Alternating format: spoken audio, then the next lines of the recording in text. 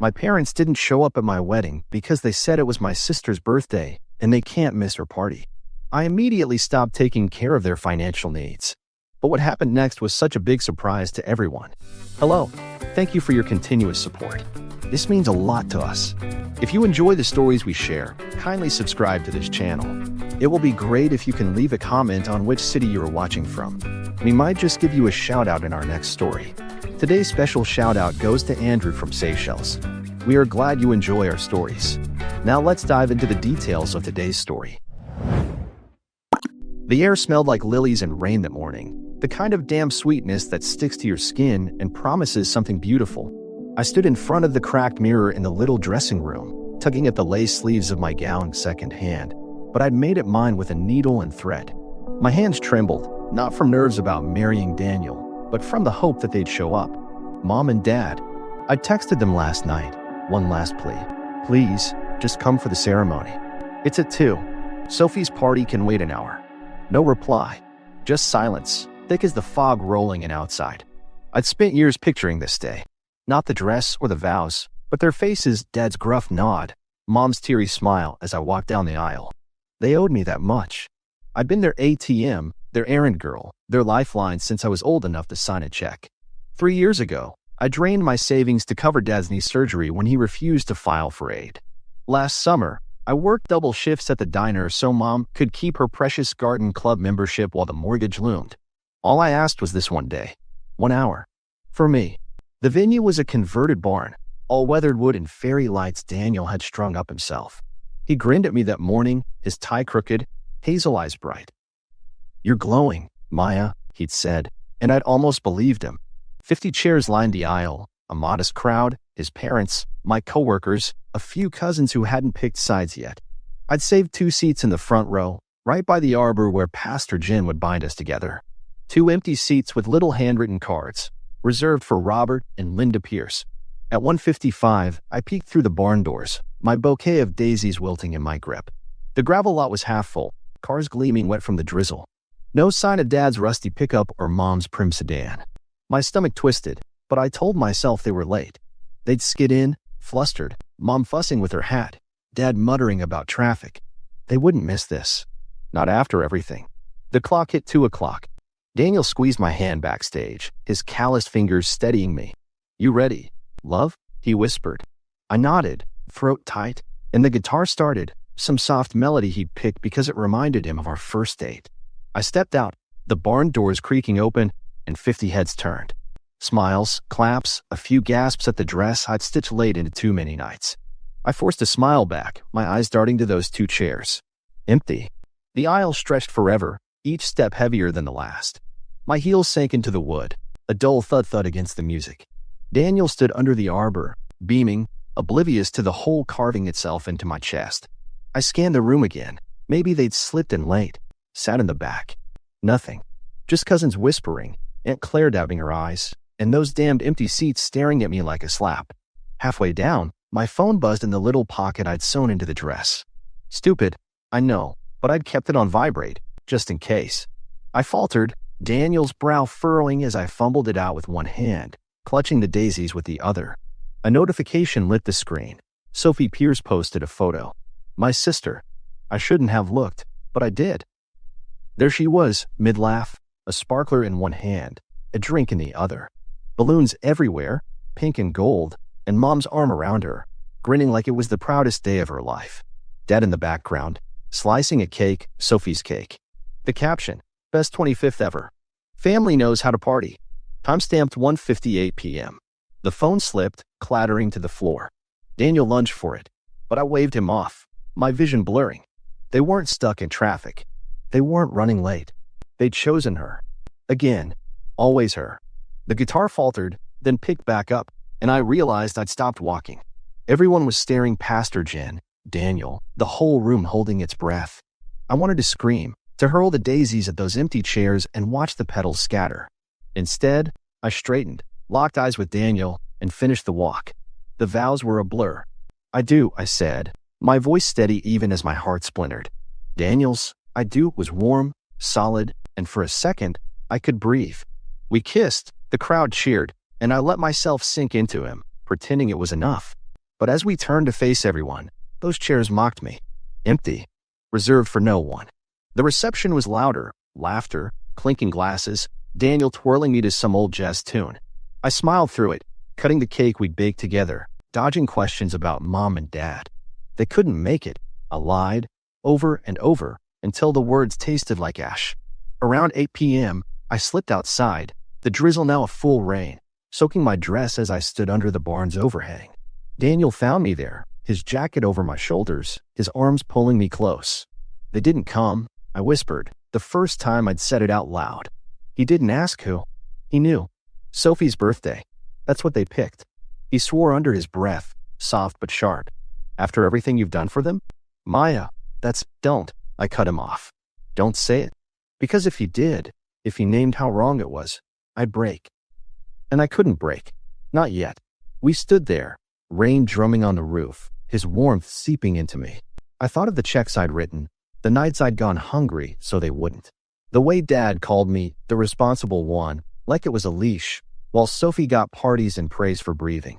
I thought of Mom's excuses, her sighs, her Sophie needs us more. And I thought of those chairs, empty as their promises. I'm done, I said, barely audible over the storm. Daniel pulled back, searching my face. I'm cutting them off. No more money.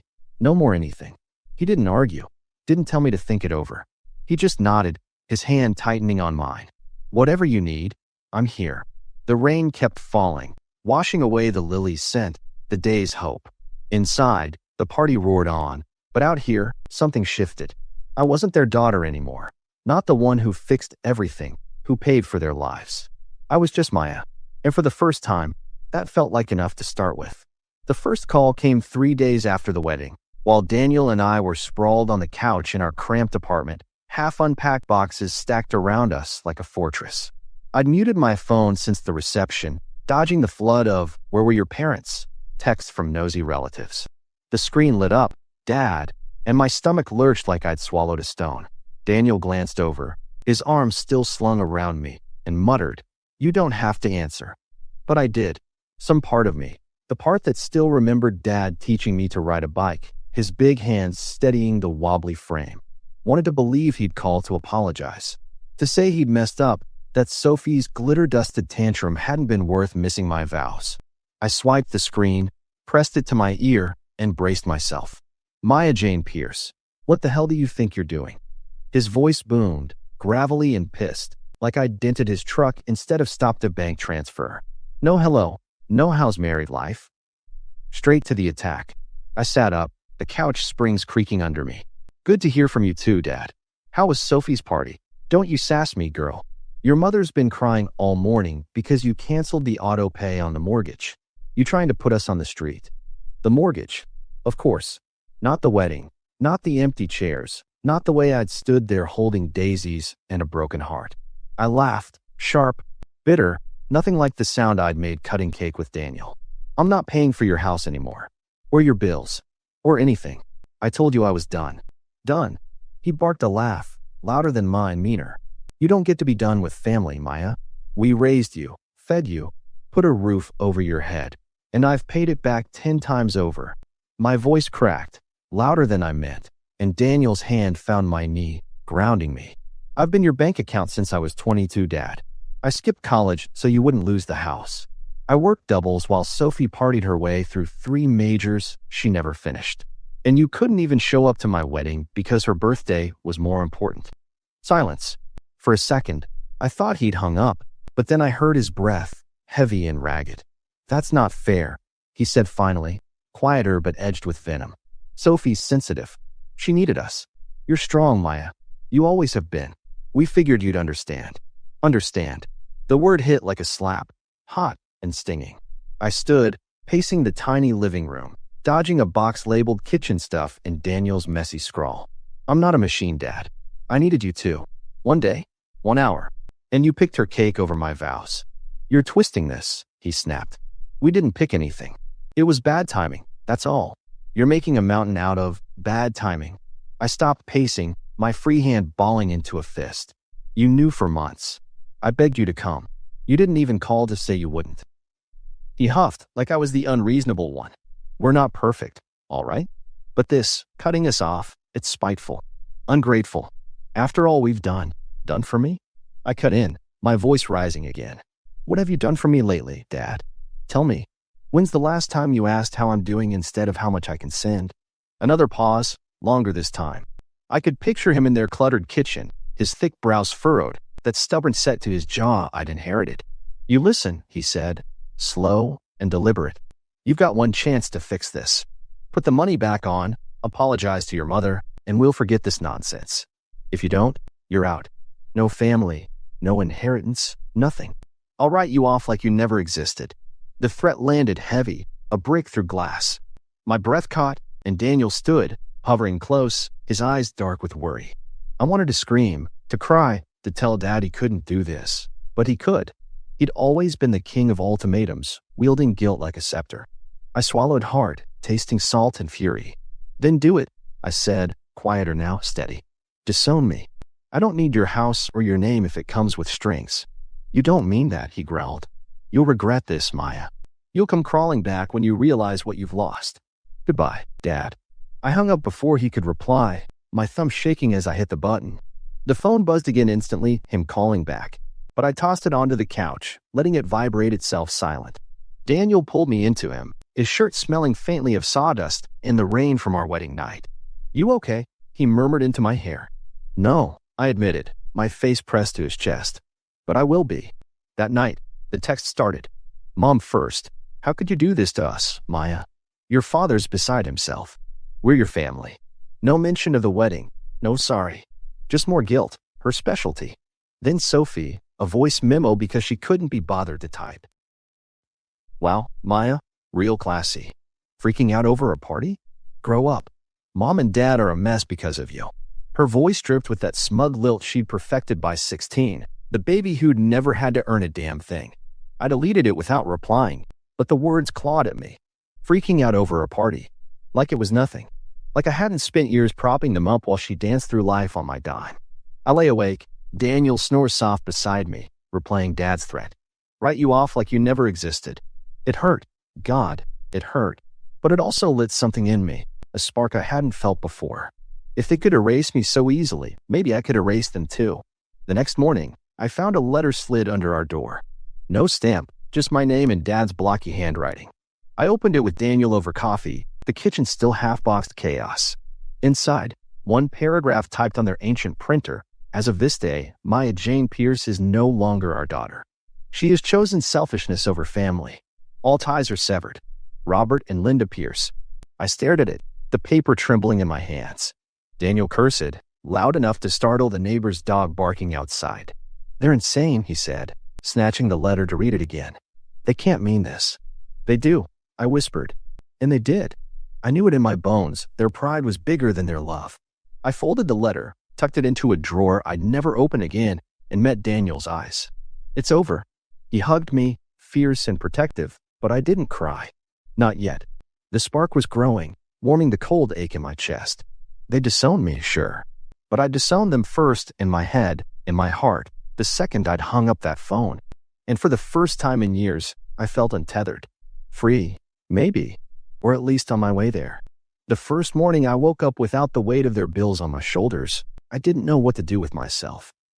Sunlight slanted through the blinds of our apartment, catching dust motes over the coffee table, and I just sat there, mug in hand, staring at the steam curling up like it held answers. Daniel was already out, off to his carpentry gig, leaving me with the quiet and a bank account that, for once, wasn't bleeding dry. I'd spent so long funneling every spare dollar to Mom and Dad.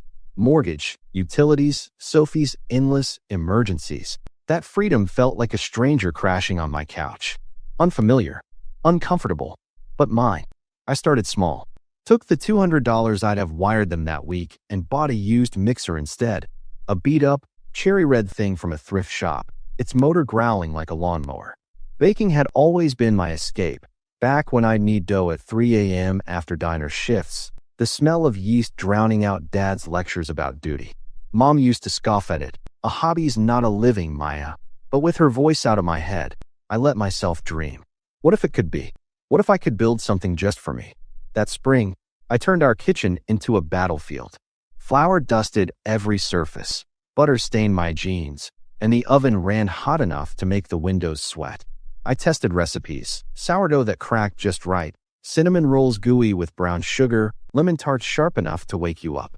Daniel played guinea pig, grinning through sticky fingers, his babe, this is gold, spurring me on. By May, I'd saved enough for my diner tips to rent a booth at the farmer's market. Maya's Morsels, I called it, scribbling the name on a chalkboard sign with hands that shook, not from fear, but from something alive, something hungry. The market was chaos. Kids chasing balloons, dogs sniffing at my table, the air thick with coffee and kettle corn. My first day, I sold out in 3 hours. A woman with a gray braid bought 6 scones, said they reminded her of her nanas, and I nearly cried right there behind the cash box. Strangers smiled at me, handed over crumpled bills, asked when I'd be back. No guilt trips, no "you owe us." Just people liking what I made. It was small, but it was mine, and it grew week by week, loaf by loaf. Daniel's family swooped in like I'd been theirs forever. His mom, Ellen, a wiry woman with a potter's hands, showed up at the market with a stack of gingham napkins she'd sewn for my display. "You've got a gift, Maya," she said, her voice warm, no strings attached. His dad, Tom, built me a wooden stand for the booth, sanding it smooth while joking about Daniel's crooked tie at the wedding. They asked about my day, my plans, not my wallet. At their Sunday dinners, pot roast steaming, laughter bouncing off the walls, I felt seen in a way Mom and Dad never bothered to see me. It stitched up some of the holes they'd left, though the edges still frayed. I didn't hear from them directly, not after the letter. Radio silence, like I'd vanished from their orbit. But the grapevine hummed. Aunt Claire, Mom's sister, called in June, her voice tight with that meddling tone I knew too well. "Your parents are struggling, Maya. Sophie's been a handful, and the bills are piling up. They won't say it, but they miss you." I thanked her, hung up, and didn't call back. Miss me? They missed my money. If they'd missed me, they'd have shown up when it counted. Then the letter came. Late August, a humid night where the cicadas screamed outside our window. I found it in the mailbox, Mom's loopy cursive on the envelope, Maya Jane. No return address, like she didn't want me to send it back. I almost tore it up right there, but curiosity or masochism won. Inside, 2 pages of her pleading script. "Your father's too proud to say it, but we're hurting. The house payments are late, and Sophie's moved in with some boy who's no good. We didn't mean to hurt you, sweetie. Family sticks together. Please call." I read it twice, the words blurring as my pulse thumped in my ears. No sorry. No, we were wrong. Just more of their same old song, per them, needy them, my job to fix it. I crumpled it, marched to the kitchen, and lit the gas stove. The paper caught fast, orange licking up the edges, Mom's guilt trip curling into ash. I dropped it in the sink, watched it smolder, and felt lighter than I had in months. They didn't get to pull me back. Not now. Meanwhile, their world was cracking. I could feel it through the whispers. A cousin posted on Facebook about Sophie totaling Dad's truck, then flouncing off to crash with some tattooed guy in a band. Another relative mentioned Mom selling her garden club trophies at a yard sale, her face pinched with shame. Dad, I heard, was dodging calls from the bank, his temper shorter than ever. I didn't dig for details. I didn't need to. They built their lives on me, and without my scaffolding, the whole mess was tilting. By fall, Maya's Morsels had a rhythm. I quit the diner, rented a tiny storefront with peeling paint and a decent oven, and hung a sign Daniel carved himself. Opening day, Ellen brought flowers, Tom fixed a leaky sink, and a line snaked out the door. Locals, market regulars, even Pastor Jen from the wedding. I baked until my arms ached, the air sweet with sugar and possibility. That night, Daniel and I collapsed on the couch, flour in my hair, his hand tracing lazy circles on my back. "You're doing it," he said, voice low, proud. "Your thing, not theirs." I nodded, too tired to speak, but the truth sank deep.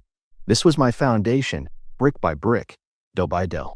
No ultimatums, no empty chairs. Just me, standing on ground I'd claimed. Still, late at night, when the oven cooled and the world hushed, I'd catch myself wondering, did Mom cry when she wrote that letter? Did Dad's hand shake as he signed me out of their lives? The question stung, but I didn't chase them. I'd spent too long chasing them. Now, I had my own path, rough, uncharted, but mine. And as the year turned, I started to believe it might hold me up. 3 years after I burned Mom's letter, I stood in the doorway of Maya's Morsels, the real one, not the tiny starter shop with the leaky sink. This place was mine, bought with every scone sold, every late-night batch perfected. The brick facade glowed warm in the October sun, windows framed with flower boxes Ellen had planted with marigolds. Inside, the air hummed with coffee and cinnamon, the counter gleaming under pendant lights Daniel had wired himself. A chalkboard menu stretched across one wall, my handwriting listing specials, pumpkin spice bread, maple pecan tarts, sourdough that bites back. Customers milled around, locals in flannel, a mom juggling a toddler, an old guy who came every Tuesday for my rye. My rye. I'd made it. Not just scraping by, but thriving. Last month, the local paper ran a feature, From Hobby to Hotspot, Maya Pierce's Rise. They snapped me mid-laugh, apron dusted with flour, Daniel's arm around me. The reporter asked how I'd started, and I dodged the ugly truth. My parents ditched my wedding, so I ditched their bills with a vague, I needed a change. She didn't push, just scribbled notes about my rustic charm and small-town grit. The article framed me as some plucky underdog, which wasn't wrong, but it skipped the part where I'd clawed my way up from a hole they'd dug. That morning, I was behind the counter, boxing up a dozen rolls for Mrs. Grady, when the bell jingled and Aunt Claire walked in. Her gray curls were tighter than I remembered, her purse clutched like a shield. She hadn't called since that guilt trip chat 3 years back, and I hadn't reached out either. Blood doesn't mean obligation, not anymore. Maya, she said, voice clipped, eyes darting over the shop like she was pricing it. You've done well. Thanks. I slid the box to Mrs. Grady, nodded her out, then wiped my hands on my apron. Coffee? No, I won't stay. She stepped closer, lowering her voice. I just saw your mother. They're in a bad way. Thought you should know. I froze, those sticky fingers curling into my palms. A bad way could mean anything with them. Broke, sick, dramatic. I didn't ask. Didn't want to. But Claire kept going, uninvited. Sophie took off with some musician, left them with nothing. The house is a month from foreclosure. Your dad's drinking again, worse than before. Linda's a wreck, selling off half their things. They won't say it, but they need you. Need me. The words landed like a punch, old and familiar. I stared at her, the hum of the shop fading to a dull roar in my ears. They needed me 4 years ago, Claire. They didn't show. Her lips thinned. They're your family, Maya. Mistakes don't erase that. Mistakes. I laughed, sharp enough to turn heads at the nearest table. They disown me, roll me out like trash. I'm not their safety net anymore. She sighed, that heavy martyr sound Mom used to wield.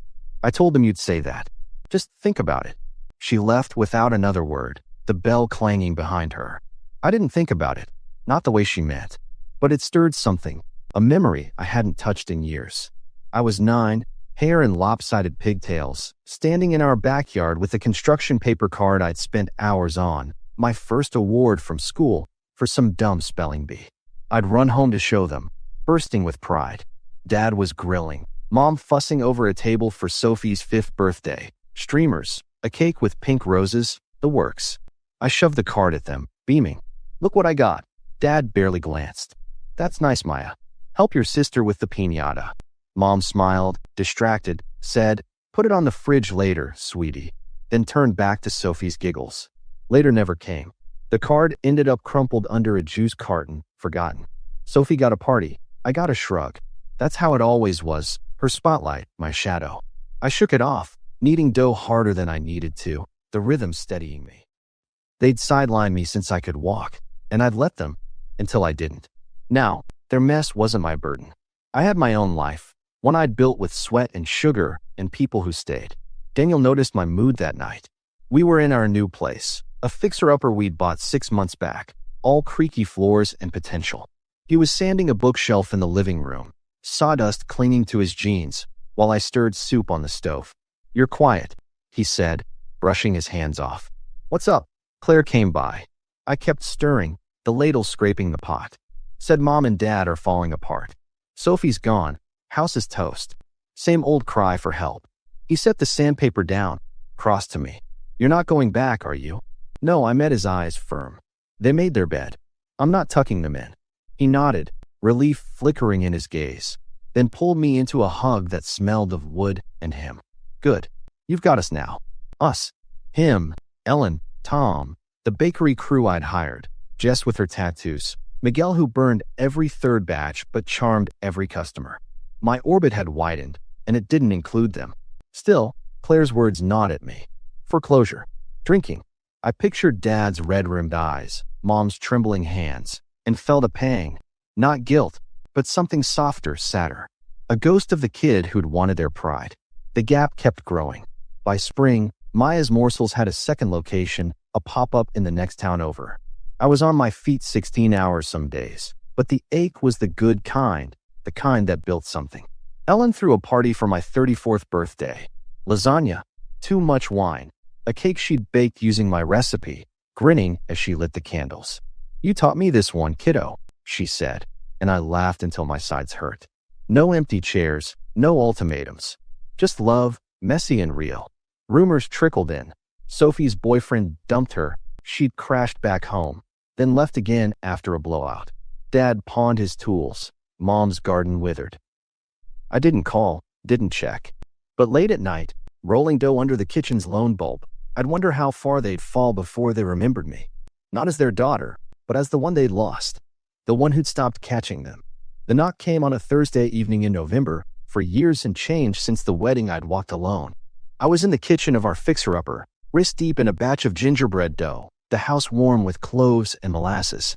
Daniel was out back, tinkering with a shed he swore would be done by Christmas, though we both knew better.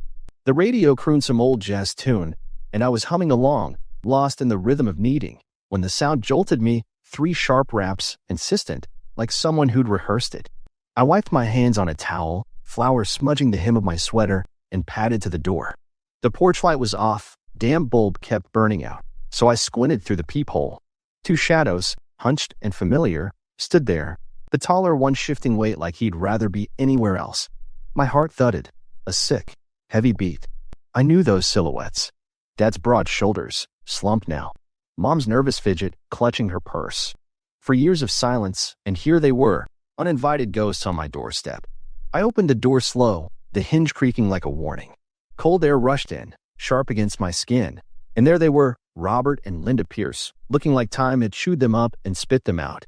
Dad's hair was thinner, gray streaking what was left, his flannel stained and frayed at the cuffs. Mom's face was gaunt, her eyes red-rimmed under a knit had pulled low. They didn't speak at first, just stared, like I'd grown horns since they'd last seen me. I didn't invite them in, didn't say a word. Let them stew in the quiet I'd learned to wield. Maya, Mom finally whispered, her voice cracking like thin ice. Can we talk? I crossed my arms, leaning against the frame. You're here. Talk. Dad cleared his throat, a rough, flummy sound. Let's not do this on the porch, huh? It's freezing. It's my porch, I said, flat. You've got 5 minutes. Mom's lip trembled, but Dad's jaw tightened, that old stubborn glint flashing in his eyes. Fine, he muttered, then softer. We're in trouble, Maya. Bad trouble. We need your help. I didn't blink, didn't flinch. What kind of trouble? Mom jumped in, words tumbling fast. The house foreclosure notice came last week. We're behind, way behind. Sophie, she took what we had left, ran off with that boy again. Your dad's knee's worse, he can't work. And she choked, tears spilling now. We've got nowhere to go, sweetie. We're begging. The word hung there, heavy as the dough on my counter. I studied them, Dad's hunched pride, Mom's desperate clutch on her purse, and felt something twist in my gut. Not pity, not yet. Just memory, sharp and unasked for. All those years I'd begged them, silently, with checks and late-night calls, to see me, to care. And now here they were, roles flipped, hands out. Why me? I asked, voice steady despite the storm inside. You've got Sophie, your golden girl. Dad snorted, bitter. Sophie's gone. Took off after she drained us dry, car, savings, everything. She's not coming back. She never does, Mom added, soft, like it hurt to admit. We were wrong, Maya. About a lot. Wrong. For years too late, and that's all they had? I stepped onto the porch, shutting the door behind me, the cold biting through my socks. Wrong about what, exactly? Spell it out. Mom flinched, but Dad met my glare, his eyes hard despite the tremble in his hands. We should have been there. At the wedding. We didn't think. I didn't think it had hit you like that. Sophie was a mess that week, crying about turning 25, and we just picked her. I finished, sharp. Like always. You didn't even call, Dad. No text, no sorry. You chose her cake over my day, then disowned me when I wouldn't pay for it. He looked away, jaw working like he was chewing gravel. I was mad, he grunted. You cut us off, Maya. After everything I did, I snapped, stepping closer, my breath fogging in the chill. I paid your mortgage, your doctor bills, Sophie's stupid whims. I gave up college, dreams, my own damn life to keep you afloat. And you couldn't give me 1 hour. You wrote me off, your words, not mine. Mom sobbed, a wet, messy sound. We were wrong, sweetie. So wrong. We miss you. We've missed you every day. Please, we're family. Family. I laughed, cold and jagged. Family doesn't ditch you at the altar. Family doesn't threaten to erase you over money. Where was family when I needed you? Dad's face crumpled, just for a second, before he masked it with a scowl. We're here now. Doesn't that count? We're swallowing our pride, asking for help. You've done good, real good. Can't you spare something? Spare something. Like I was a vending machine again, not their daughter. I thought of the bakery, the home Daniel and I had scraped together, the life I built without them. I thought of those empty chairs, Sophie's smug sparkler photo, the letter they'd typed to cut me loose. And I felt it, anger, yes, but under it, a tired, hollow ache. No, I said, quiet but firm. I can't. You don't get to show up now, after 4 years of nothing, and ask me to fix your mess. You made your choices. Mom reached for me, her hand trembling. Maya, please, don't. I stepped back, out of reach. Where's Sophie now? Why isn't she here, begging with you? She's not talking to us, Dad admitted, voice low. Haven't heard from her in months. So she bailed, and I'm your backup plan. I shook my head, the ache hardening into resolve. You didn't miss me. You missed my bank account. I'm not it anymore. Mom's knees buckled, and Dad caught her, his glare cutting through the dark. You're cold, Maya. Colder than I ever thought you'd be. Maybe, I said, meeting his eyes. Or maybe I just learned from you. The jazz floated faintly through the door, a lifeline to the warmth inside. I turned, hand on the knob, and paused. Why'd you really skip the wedding? Tell me the truth. Mom hiccuped, clinging to Dad. Sophie threatened to leave us, said she'd never speak to us again if we didn't stay. We were scared. Scared. Of losing her, not me. The truth stung, but it fit. I nodded, once, and opened the door. Good luck, I said, not looking back. You'll need it.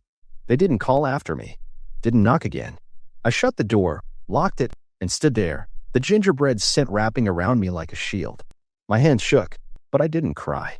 Not yet. They'd come begging, and I'd turned them away. The gap was a chasm now, and I'd chosen to stand on my side. The door clicked shut behind me, a soft sound that felt final, like a book slamming closed after the last page. I stood there, back pressed to the wood, the gingerbread's warmth clashing with the cold seeping through my sweater from the porch. Mom's sobs echoed faintly outside, jagged and desperate, punctuated by Dad's low growl probably cursing me, the night, the mess they'd made. My hand shook, flour still caked under my nails, and for a second, I thought they'd knock again. Part of me, the old part, the kid who'd run to them with spelling bee cards, wanted them to. Wanted them to fight for me, not my money. Then Dad's fist hit the door. 3 hard thuds, rattling the frame. Maya, he bellowed, voice thick with booze and fury. You opened this damn door. We're your parents. You don't get to walk away. I flinched, instinct jerking me back, but I didn't turn the knob. His words clawed at me, familiar hooks trying to reel me in. I could picture him out there, red-faced, fists clenched like they'd been when I dared talk back as a teen. Mom's crying spiked, a keening wail. Robert, stop, please. And I heard her tugging at him, her pleas dissolving into hiccups. My chest tightened, a knot of anger and something softer, something that hurt too much to name. 5 minutes are up. I called through the wood, my voice steadier than I felt. Go home. Home. Dad laughed, a bitter, barking sound. Ain't got one. Thanks to you. You think you're better than us now, huh? Big shot with your bakery and your husband, too good for your own blood. I slid down the door, knees to my chest, the floor cold against my socks. His words stung, but they didn't stick, not like they used to. I'm not better, I said, loud enough to carry. I'm just done. You had your chance 4 years ago. You picked Sophie. You picked yourselves. Not me. Silence, heavy and ragged. Then Mom, closer now, her voice muffled like she'd pressed her face to the crack. "We're sorry, Maya. God, we're so sorry. We didn't know it had come to this. Please, just a little help. We'll pay you back. I swear. Pay me back." I almost laughed, the sound catching in my throat like a sob. With what? Sophie's stolen cash? Dad's pawn tools? I thought of the checks I'd written, the nights I'd gone without so they could have more. I'd paid enough. "You can't," I said, soft but firm. "You never could." Dad pounded again, one sharp bang that made me jump. "You're heartless, girl. We raised you, and this is what we get. Thrown out like garbage. Heartless." The word snapped something loose, and I surged to my feet, yanking the door open so fast Dad stumbled back, Mom gasping beside him. The porch light flickered on. Daniel must have fixed it, and their faces glowed harsh in the yellow glare. "You want to talk heartless? You left me stranded at my wedding. You chose Sophie's tantrum over my vows. You wrote me off, disowned me, because I wouldn't bankroll your lives anymore. And now you're here, begging, because she's gone and you've got nothing left. That's heartless, Dad. That's you." He stared, mouth open, no comeback ready for once. Mom clutched his arm, tears streaking her cheeks, her knit hat slipping back to show gray roots. "We didn't mean it," she whispered. "The letter, the wedding, we were wrong. We see that now." "Now," I echoed, stepping onto the porch, the cold biting my bare arms. "Now that you're broke and alone. Where was sorry when I called you, crying, after the reception? Where was it when you signed that paper cutting me out? You don't get to rewrite it because you're scared." Dad's shoulders slumped, the fight leaching out of him.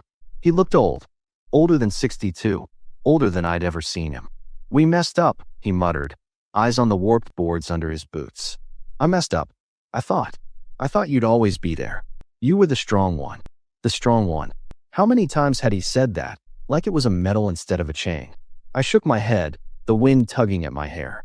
I was, until I wasn't. "You forgot I'm a person, not a fix. I've got my own life now, one you don't fit in." Mom reached for me again, her fingers brushing my sleeve before I pulled away. "Don't do this, Maya. We're family. We can start over." "No." I cut her off, sharp, final. "You forgot me when it mattered. Now forget I exist. That's what you wanted, right? That's what you wrote." Her hand dropped, and she crumpled against Dad, sobbing into his chest. He wrapped an arm around her, glaring at me over her shaking frame. "You'll regret this," he said, low and hoarse. "When we're gone, you'll wish you'd helped." "Maybe," I said, meeting his stare. "But I regret more letting you use me for years. Goodbye." I turned, stepped inside, and shut the door, slow this time, deliberate, the lock clicking like a gunshot. Dad shouted something, muffled and furious, but I didn't catch it. Mom's wails faded as their footsteps crunched away, gravel scattering under their retreat. I sank to the floor again, back to the door, and let the silence settle. The jazz still played, soft and mournful now, the gingerbreads sent a faint comfort. My eyes burned, tears spilling hot down my cheeks, not for them, not really, but for the girl I'd been, the one who'd waited for them to show up. I swiped at my face, angry at the weakness, when the back door banged open. Daniel strode in, sawdust on his jeans, his face shifting from confusion to alarm as he saw me. "Maya." He dropped to his knees beside me, hands framing my face. "What happened?" "They were here," I choked out, leaning into them. "Mom and Dad." Begging. I told them no. He swore, soft and fierce, pulling me against his chest. His heartbeat thumped steady under my ear, grounding me as the sobs came harder. "You did the right thing," he murmured, his lips brushing my hair. "You're free now." Free. The word felt fragile, slippery, but I clung to it. I'd shut the door on them, on the guilt, on decades of giving too much. Daniel held me until the tears stopped, until the house was just us again, the storm outside fading to a distant hum. I stood, shaky but solid, and went back to the dough. It was cold now, overworked, but I needed anyway, letting my hands find their rhythm. They were gone, really gone, and I was still here, standing tall on the other side of that chasm. The victory was quiet, bittersweet, but it was mine. 6 months after I shut the door on Mom and Dad, spring crept into our little corner of the world, soft and insistent. The marigolds in the bakery's window boxes bloomed again, their gold heads bobbing in the breeze, and the fixer-upper smelled of fresh paint instead of sawdust. I stood in the nursery we'd carved out of the spare room, one hand on my swollen belly, the other smoothing the edge of a crib Daniel had built. Oak, sturdy, sanded to a silk finish. 7 months pregnant, and I could feel her kicking, a tiny thump against my ribs that made me smile every time. Her, our daughter. We hadn't picked a name yet, but I knew it wouldn't be Linda or Sophie. This was a fresh start, a clean slate. Maya's morsels hummed along, both locations bustling now. Jess ran the pop-up with her sharp wit and sharper knife skills, while Miguel had finally stopped burning batches, his grin winning over the morning crowd. I'd cut back my hours, trusting them to hold the fort, and it felt strange, good strange, to let go a little. The bakery wasn't just a job anymore. It was a legacy, proof I could build something lasting without breaking myself. That morning, I'd baked a single loaf of sourdough at home, the crust crackling as it cooled on the counter. Daniel snuck a slice, grinning through crumbs, and said, "Still the best thing I've ever tasted." I swatted him with a towel, laughing, and for a moment, life felt so full I could burst. They'd stayed gone, Mom and Dad. No more knocks, no letters, no pleas slipped under the door. Word trickled in through the family grapevine. Claire again, cornering me at the market with her pursed lips and pitying eyes. "They're scraping by," she'd said, voice low like it was a secret. "Renting a trailer out by the tracks. Your dad's sober, mostly. Linda's got a part-time gig at the dollar store. Sophie's still AWOL." I nodded, thanked her, and walked away, a bag of apples swinging at my side. Scraping by. It wasn't glee I felt, hearing that. Just a quiet, distant ache, like pressing a bruise that's almost faded. They were alive, surviving. That was enough. I didn't know them more. I thought about them less now, but when I did, it was different. Not the raw, jagged hurt of the wedding, or the burning fury of their begging. It was softer, sadder, a memory of what could have been if they'd ever seen me. Last week, I'd found an old photo in a junk drawer. Me at 6, gap-toothed and grinning, sandwiched between them at some fair. Dad's arm around me, Mom's smile wide and real. I'd stared at it, tracing their younger faces, then drove to the thrift shop and left it on the donation pile. No note, no fuss. Just a quiet goodbye to the family I'd wanted them to be. Ellen threw a baby shower that afternoon, turning their backyard into a riot of pastel streamers and laughter. Tom grilled burgers, smoke curling into the sky, while Ellen fussed over a cake, my lemon tart recipe, tweaked with her own flair. "You're the pro, but I improvised," she winked, and I hugged her, breathing in her clan lavender scent. Friends crowded around. Jess with a tiny tattooed onesie, Miguel juggling a gift bag and a beer, Pastor Jen with a quilt sheet sewn. Daniel hovered, proud and a little overwhelmed, his hand finding mine every few minutes like he needed the anchor. No empty chairs, no absences. Just people who'd chosen me, who stayed. Later, as the sun dipped low, I slipped inside to Ellen's kitchen for a breather. The noise faded, leaving me with the hum of the fridge and the weight of my belly. I leaned against the counter, sipping water, when a shadow moved in the hall. Tom, his broad frame filling the doorway. He held a small box, wrapped in brown paper, and cleared his throat, awkward but warm.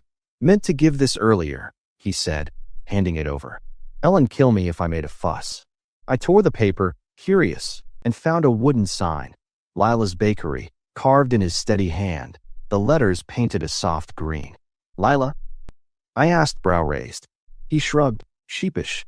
"Heard you and Daniel tossing names around. Thought it sounded nice. You don't have to use it, just a thought." My throat tightened, tears prickling fast. "Lila, it did sound nice, bright, unburdened." I hugged him, harder than I meant to, and he patted my back like I was breakable. "Thanks, Tom," I managed, voice thick. "It's perfect." Back outside, Daniel caught my eye across the yard, his grin softening as he saw the sign. He mouthed, "Lila," and I nodded, testing it in my head. Lila Pierce, our girl, free of the baggage I carried. The party wound down, stars pricking the sky, and I sat with Daniel on the porch swing, the sign between us, his arm around my shoulders. "You okay?" he asked, his thumb brushing my collarbone. "Yeah," I said, meaning it. Better than okay. That night, I lay awake. Daniel snores a soft rhythm beside me, Lila kicking like she knew I was listening. I thought about the trailer by the tracks, Mom's hunched figure behind a dollar store counter, Dad's sober days and shaky hands. I didn't hate them, not anymore. They'd lost me, lost Sophie, lost everything they'd taken for granted, and I couldn't carry that for them. But I could carry this: Daniel's steady love, Ellen and Tom's warmth, the bakery's hum, the life growing inside me. I'd broken the cycle, the one where love came with strings and worth was measured in dollars. The next morning, I baked again, cinnamon rolls this time, sticky and warm, the house filling with their sweetness. Daniel stumbled in, hair mussed, and stole one before I could protest, his kiss tasting of sugar in him. "Lila's gonna love these," he said, and I laughed, picturing her tiny hands reaching for the tray. I looked out the window, the world waking up, birds chattering, the neighbor's dog barking, the marigolds nodding in the dawn. My family was here, in this house, in the life I'd built from scratch. Mom and Dad were a shadow, fading with every sunrise, and I let them go, not with anger, but with peace. I'd been their daughter once, but now I was Maya Pierce, wife, baker, soon-to-be mother. And as I rested a hand on my belly, feeling Lila move, I vowed she'd never know empty chairs or beg for love. She'd have me, whole and unburdened, every damn day. And that's the story of how I found my own family, my own peace, one loaf at a time. If Maya's journey resonated with you, hit that like button to let me know. It's like leaving a warm roll on my counter. Don't forget to subscribe and ring the bell so you never miss a story about breaking free and building anew. Share your thoughts in the comments. Have you ever had to shut a door to open a new one? I'd love to hear. Thanks for listening, and I'll see you in the next story.